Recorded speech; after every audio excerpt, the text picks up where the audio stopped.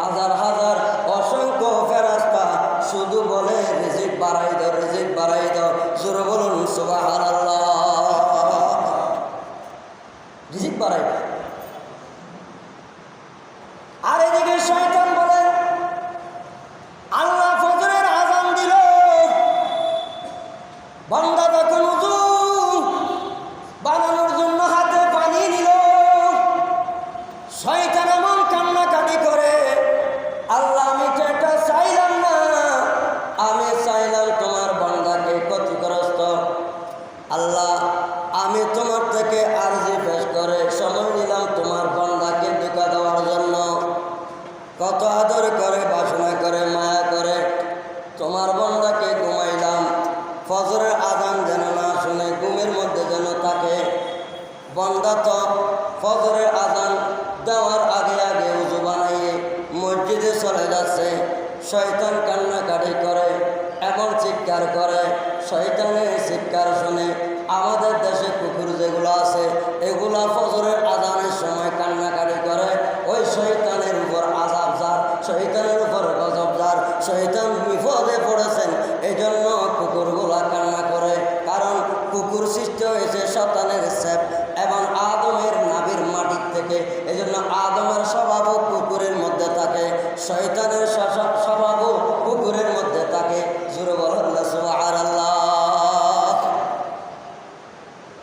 যখন সুন্নতের নিয়ত বাঁধে তখন আরো কান্নাকাটি করে, সুন্নতের নিয়ত যখন বাঁধে আরো কান্নাকাটি শুরু করে।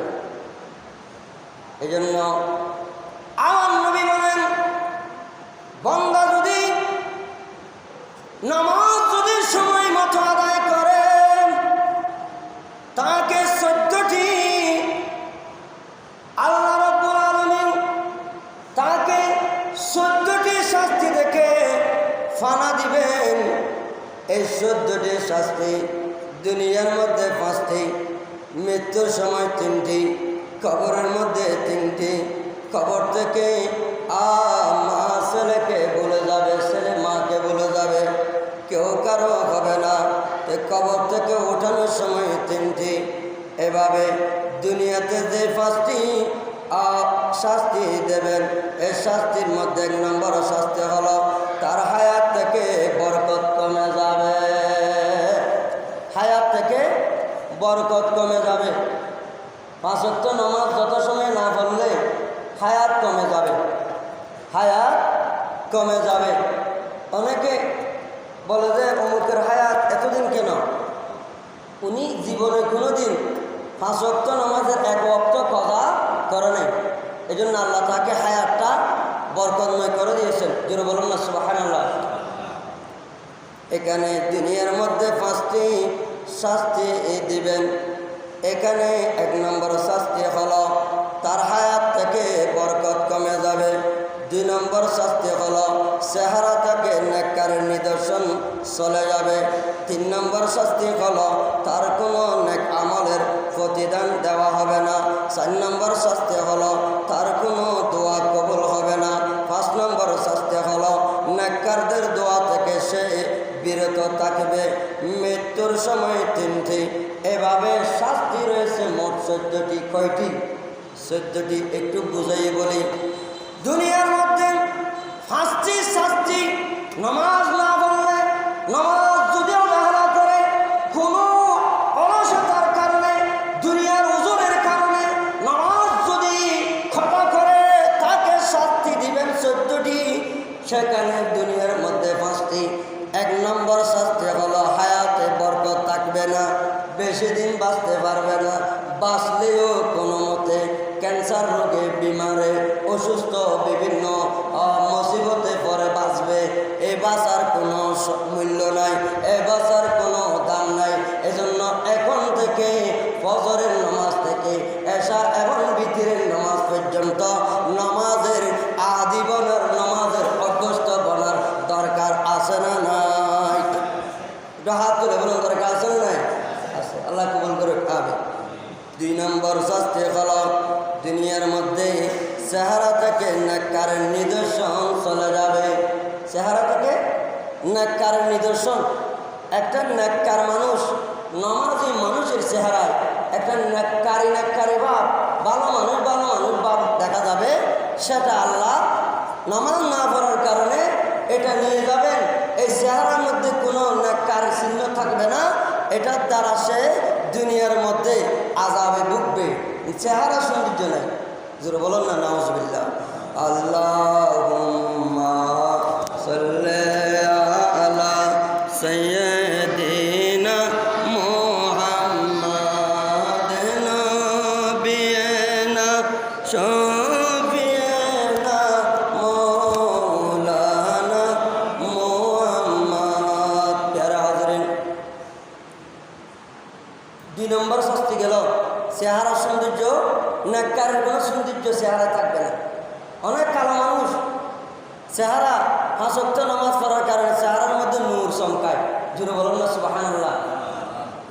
আমি এখানেও আছে এরকম অনেক কালো কালো মানুষ, চেহারা সুন্দর, নেককারে বাপ। এটা ওই 5 ওয়াক্ত নামাজ পড়ার দ্বারা, জুড়ে বলুন না সুবহানাল্লাহ। 3 নম্বর হলো তার কোনো নেক আমল, ভালো কাজ করবে কিন্তু ভালো প্রতিদান পাবে না, ভালো পুরস্কার পাবে না। কেননা তার নামাজ না পড়ার কারণে আল্লাহ তার নেক আমলগুলির কোনো প্রতিদান দেওয়ার জন্য আল্লাহর মন চাই না। কারণ মন চাইবে যদি 5 ওয়াক্ত নামাজ পড়ে, তাহলে আল্লাহ আরও যে নেক কাজ করেছেন, ভালো কাজ করেছেন, সেগুলার প্রতিদান দিবেন। এজন্য 5 ওয়াক্ত নামাজ না পড়লে তার অন্যান্য ভালো কাজের প্রতিদান পাওয়া যাবে না। 4 নম্বর হলো তার কোনো দোয়া কবুল হবে না। তার জন্য কেউ যদি দোয়া করে, দোয়া কবুল হবে না। কেননা সে নামাজ পড়ে না, নামাজ পড়ে জুমাবার দিন আসে। কোন বার দিন আসে? জুমাবার দিন আসে, আসিয়ে সামনে বসে যায়, আবার আজান নামাজ সালাম ফিরানোর সাথে সাথে মানুষের কাঁধের উপর পা লাগিয়ে চলে যায়, দাম্ভিকতা দেখে চলে যায়। ওদের এটা নামাজই নয়, ফাওয়াইলুল লিল মুসাল্লিন, সেই হলো ওয়াইল নামক জাহান্নামে যাবে। কেননা নামাজ পড়েছে কিন্তু তার ভিতরে অহংকার ছিল, এই জন্য তাকে ওয়াইল নামক জাহান্নামে নিক্ষেপ করা হবে। জোরে বলুন না নাউজুবিল্লাহ। ওয়াইল নামক জাহান্নামে নিক্ষেপ করা হবে। কেননা সে নামাজ আসছে সপ্তাহে 1 দিন, বাকি আরও 5 দিন, 5 ওয়াক্ত নামাজ আছে, সপ্তাহে আরও 6 দিন আছে। 6 দিনের মধ্যে আর কোনো ওয়াক্ত নামাজ সে পড়ে নাই। নামাজ আসছে মসজিদে, সালাম ফিরে তাড়াতাড়ি মসজিদ থেকে বের হয়ে চলে গেছে। মসজিদে এসে বসতে হবে, আখিরি মোনাজাত পর্যন্ত চেষ্টা করবেন বসার জন্য। নবীকে একটা সালাম দিবেন, সালাম দিয়ে মোনাজাত করে আল্লাহর কাছে মসজিদে আসছেন চাওয়ার জন্য। আপনি যদি না চেয়ে চলে যান তা আপনার দোয়া তেমন কবুল হবে না।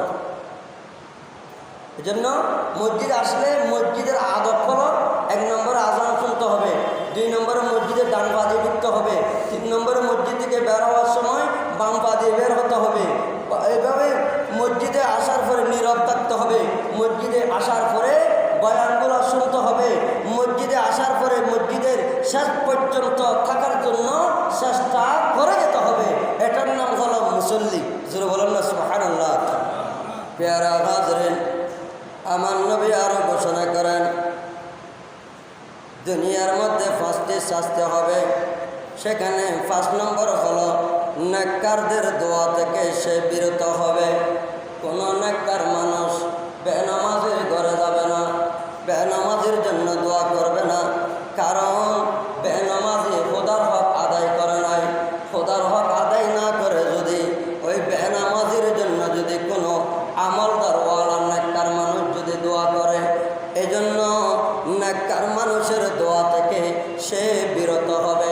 নেককার মানুষ দোয়া করবে না, দোয়া করলেও কোনো মতে করবে, মন থেকে দোয়া করবে না।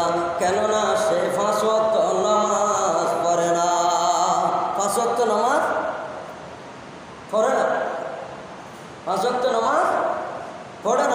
সেজন্য তার জন্য কোনো নেককার মানুষ তার জন্য দোয়া করবে না। তার জন্য কি দোয়া? সে তো নামাজ পড়ে না, সে 5 ওয়াক্ত নামাজ পড়ে না, ফজরের জামাতে আসে না, জোহর আসরে আসলেও মাগরিব এশাতে আসে না, এশাতে আসলেও আসরের নামাজে আসে না। 1 ওয়াক্ত পরে আর 1 ওয়াক্ত দোকানের মধ্যে আড্ডা দিয়ে কাটায়, 1 ওয়াক্ত পরে আর 1 ওয়াক্ত জুয়া খেলা খেয়ে সময় দিয়ে কাটায়, 1 ওয়াক্ত দেখা দেয় আর বাকি 4 ওয়াক্ততে জুয়া খেলার সময় কাটায়। ঘরের মধ্যে টিভি নিয়ে বসে থাকে, ফেসবুক মোবাইল নিয়ে কবরস্থানের দেয়ালের সাথে ঠেস লাগিয়ে, কানের মধ্যে ইয়ারফোন হেডফোন লাগিয়ে গান শুনতেছে, আর এদিকে কবরের মধ্যে মুর্দাবাসী তার জন্য বদদোয়া দিচ্ছে। এদিকে মোটরসাইকেল চালায়, এদিকে হেডফোন, আর এদিকে গান নাড়াচাড়া করে, রাস্তার মধ্যে গান বাজনার সুরে সুরে তালে তালে মিলিয়ে যায়। সে কোনো মতে নামাজ 1 ওয়াক্ত পড়লে বাকি আর 4 ওয়াক্ততে আল্লাহর নাফরমানিতে ডুবে থাকে। আল্লাহ তার উপর গজব নাজিল করে, আল্লাহ ফানা দান করে। সকলে বলুন আমি। আমরা আজ থেকে 5 ওয়াক্ত নামাজ বা জামাতে পড়ব। সকলে বলুন 5 ওয়াক্ত নামাজ বা জামাতে আদায় করব। করতে পারবো কিনা? আল্লাহ নবী বললেন 5 ওয়াক্ত নামাজ পড়লে তার ঘরে অভাব থাকবে না। অভাব মানুষ একটা সুযোগ, আমার ঘরে অভাব থাকে, এত টাকা কামাই, অভাব যায় না। তো অভাব তো আপনার ঘরের নামাজ হলো আপনার ঘরে বড় অভাব। আপনি যেটা পূরণ করা দরকার ছিল নামাজ, সেটা তো আপনি পূরণ করেন নাই। তা আপনার ঘর অভাব না থাকি কার ঘর অভাব থাকবে? আল্লাহুম্মা সাল্লি আলা সাইয়্যিদিনা মুহাম্মাদ নবী মাওলানা। এত সুন্দর একটা মসজিদ আলহাজ জনাব মোহাম্মদ সরওয়ারউদ্দিন সাহেব অত্র মসজিদের মতো আল্লাহ সাহেব দিয়েছেন। এত সুন্দর মসজিদ। তা আমাকে একটা মসজিদ দেখান তো, এই বুড়েশ্বরের জমিনে আমার চোখের দেখায় এটা অনন্য একটা মসজিদ। জমিয়তুল ফালাহ মসজিদ 5 তলা 7 তলা 6 তলা, বাইতুল মোকাররম 5 তলা 7 তলা 10 তলা হইতে পারে, কিন্তু এত সুন্দর একটা মনোরমের উনি খোদার প্রেমে পড়ে এত সুন্দর করে একটা মসজিদ নির্মাণ করেছেন। আপনাদের থেকে তো একটা টাকা পুজো নেই, শুধু আপনারা একটু 5 ওয়াক্ত নামাজ জামাতে আসেন। এটাও যদি করতে না পারেন, পার্শ্ববর্তী দেখেন তো একটা মসজিদ নির্মাণ করতে শুরু করতে কত কষ্ট। এই এলাকায় একটা মসজিদ নাই, এত বিশাল একটা অনন্য একটা মসজিদ। দূর দূরান্ত থেকে অনেক ভিজিটররা এসে ভিডিও করে চলে যায়, মসজিদ দেখে মুগ্ধ হয়, দোয়া করে যে আল্লাহ যে মসজিদ যিনি দিয়েছেন আল্লাহ তুমি তার এই গানকে কবুল করো, দোয়া করে দেয়। আমরা তো নামাজে দোয়া করি, ওনারা বাইরে থেকে দেখে ভিডিও করে গিয়ে দোয়া করে দেয়। এত সুন্দর একটা মসজিদ। এই মসজিদে